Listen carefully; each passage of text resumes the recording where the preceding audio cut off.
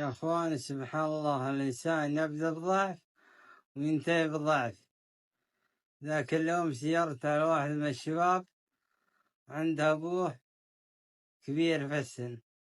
تفاصيل حادث وفاة الشاعر السعودي بخيت السناني وتأثر جمهوره بهذا الخبر الأليم.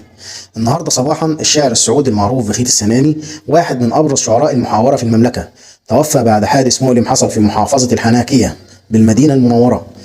بخيت السناني كان مشارك في مزاد للإبل في المدينة بالليل، وقدم شعره بأسلوبه القوي اللي دايما بيمتع جمهوره ويعجب محبيه.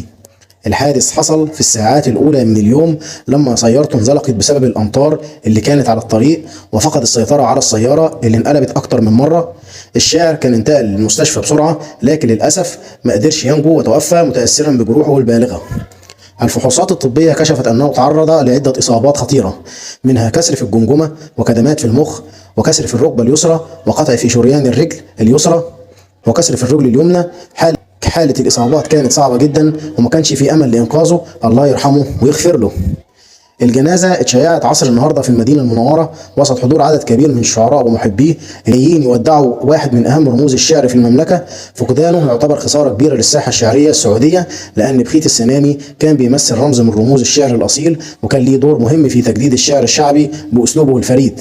ربنا يصبر أهله ومحبيه ويرحم الفقيد ويغفر له.